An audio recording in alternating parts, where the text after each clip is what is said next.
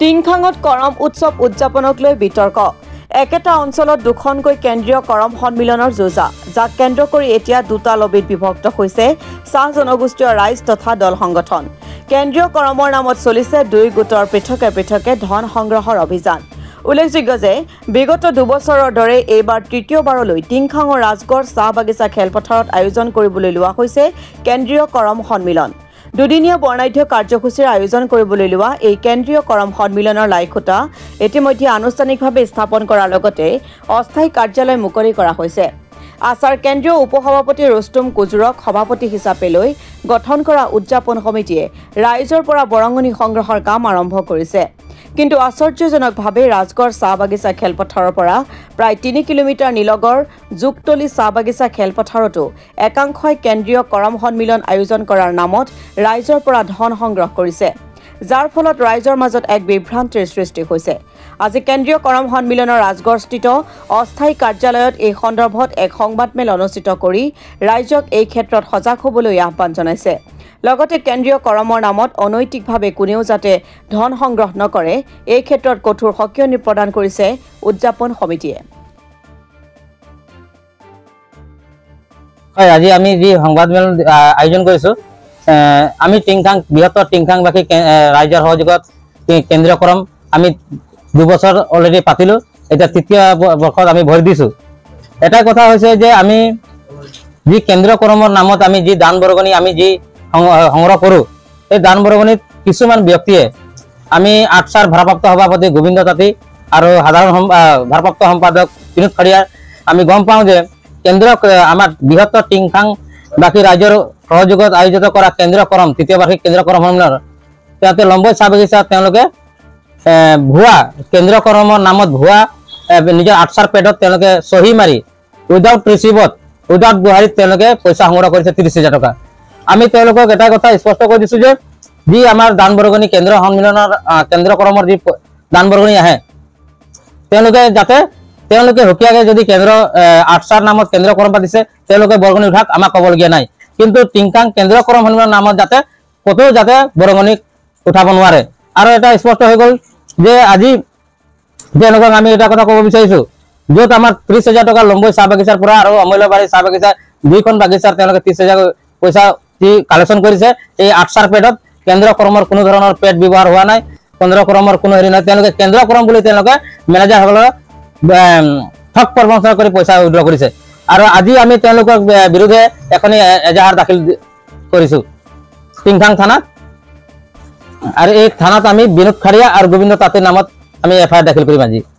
আৰু যাতে আৰু ক'ৰবাত আমাৰ যি পাবলগীয়া আছে বাগিচাবিলাকত তেওঁলোকে য'ত ত'ত তেওঁলোকে কৈ আছে যে কেন্দ্ৰীয় কৰম নহ'ব বুলি ভুৱা প্ৰচাৰ চলাই আছে কিন্তু আমি প্ৰত্যেক বছৰ ধৰে পাতি আছো আৰু এই বছৰো পাতিম আৰু আমি গুৱাহাটী অলৰেডি গুৱাহাটী চিটি বিলন কৰিছো তেওঁলোকে কিন্তু বিনা গুৱাহাটী অকল কেৱল চিটি দি বিতৰণ কৰি আছে যে কেন্দ্ৰীয় কৰমৰ তেওঁলোকে টকা লাগে বুলি এইটো আমাৰ তৃতীয় বাৰ্ষিক কেন্দ্ৰীয় কৰম আৰু তাত তেওঁলোকে সাধাৰণ সম্পাদক আৰু সভাপতি বুলি তেওঁলোকে লম্বৈ চাহ বাগিচাত সহি কৰিছে কিন্তু কেন্দ্ৰীয় কৰমৰ দ্বিতীয় সম্পাদক মই নিজে আৰু সভাপতি আমাৰ ৰুস্তুম কুজুৰ ব্যৱস্থাপক আমাৰ আছে ধ্ৰুৱজ্যোতি উৰাও আৰু দ্বিতীয় সম্পাদক দীনেশ নাগু আছে কিন্তু আমাৰ সহি নোহোৱাকৈ তেওঁলোকে ভুৱা জালিয়াতি সহি মাৰি তেওঁলোকে পইচা উইড্ৰ কৰিছে সেইবাবে আজি আমি তেওঁলোকক এখন এজাহাৰ দাখিল কৰিছে নামটো তেওঁলোকে কেন্দ্ৰীয় কৰম বুলি নামটো তেওঁলোকে উত্থাপন কৰি হেৰি কৰিছে কিন্তু তেওঁলোকে আটছা পেড ব্যৱহাৰ কৰি আছে আৰু কোনো ধৰণৰ তেওঁলোকে ৰিচিভ ব্যৱহাৰ কৰা নাই পেডতে তেওঁলোকে লিখি দিছে আমাৰ যি অসম চাহ জনজাতি ছাত্ৰ সন্থা ৰাজগড় শাখা আৰু আদিবাসী ছাত্ৰ সন্থা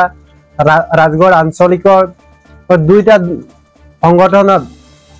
মিলিত হৈ আলোচনাত বহি আমি এক সিদ্ধান্ত কৰিছিলো টিংখাং অঞ্চলত এটা বৃহত্তৰ কৰম সন্মিলন পাতিম দুইটা সংগঠন মিলি আৰু গোটেই জাতি জনগোষ্ঠীয় সংগঠনক লগ লৈ এক গোট কৰি আমি এটা বৃহত্তৰ কৰম পৰৱ বা কৰমৰ কলা কৃষ্টি আগবঢ়াই নিবলৈ চেষ্টা কৰিবৰ কাৰণে আমি এই যি কেন্দ্ৰীয় কৰম অনুষ্ঠান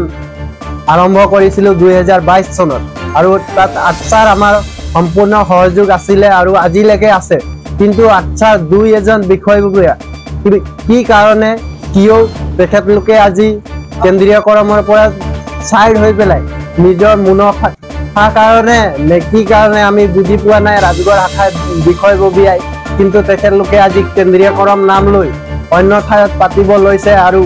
এইটো কিন্তু আমি কেন্দ্ৰীয় কৰম উদযাপন সমিতি তথা আমি ৰাজগড় শাখাৰ এক্সিকিউটিভ হিচাপে ৰাজগড় শাখাৰ ভাৰপ্ৰাপ্ত সভাপতি আৰু সম্পাদকক আমি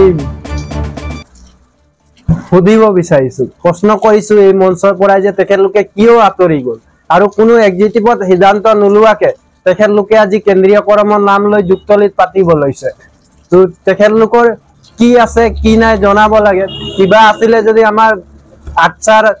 ৰাজগড় শাখাৰ এক্সিকিউটিভত সিদ্ধান্ত ল'ব লাগিছিলে, কিন্তু একো সিদ্ধান্ত নোলোৱাকে আজি কিয় তেনেকুৱা কৰিছে। তো তেখেতলোকক আমি তীব্ৰ ভাষাৰে গৰিহণা জনাইছো আৰু নিন্দা জনাইছো। তেখেতলোকে এনে কৰ্তব্যৰ পৰা অনাগত দিনত বিৰত থাকক, নহলে কিন্তু ৰাজগড় শাখাৰ এক্সিকিউটিভ মেম্বাৰে তেখেতলোকক প্ৰশ্নৰ উত্তৰ দিব লাগিব, অন্যথা তেখেতলোকক আমি কিন্তু সভাপতি বা সম্পাদকৰ ভাৰপ্ৰাপ্ত সভাপতি সম্পাদকৰ দায়িত্বৰ পৰা বিৰত থাকিবলৈ অনুৰোধ কৰিছো। কোনোবা ল'ৰাক ভয় ভাবুকি প্ৰদান কৰিছে যে কেন্দ্ৰীয়কৰণৰ অফিচত যাবি তহঁতক নিলম্বন কৰা হ'ব, বহিষ্কৃত কৰা হ'ব। ইতিমধ্যে ৰাজগড় উপশাখাৰ সভাপতি স্বাধীন কুমাৰক নিলম্বন কৰিছে বুলি গম পাইছো, কিন্তু বিনা এক্সিকিউটিভ বা কাৰ্যনিৰ্বাহক সভা অনুষ্ঠিত নকৰাকৈ তেখেতলোকে ৰাস্তাই ঘাটে কাৰোবাক কৈ দিয়ে যে নিলম্বন কৰা হ'ল অমুকক। তেখেতলোকে অকল নিজাববীয়াকে মইমতালি চলাই আছে। 2-3 জনে ভাৰপ্ৰাপ্ত ছেক্ৰেটাৰী প্ৰেচিডেণ্ট আৰু তেখেতৰ লগত 2-3 জন বিষয়ববীয়া যিসকল শাখাত নামো নাছিলে কেতিয়া আহিলে আৰু তেখেতলোকে ৰাজগড় শাখাৰ নামত এক বিভ্ৰান্তিৰ সৃষ্টি কৰি আছে। Bureau report Assam today.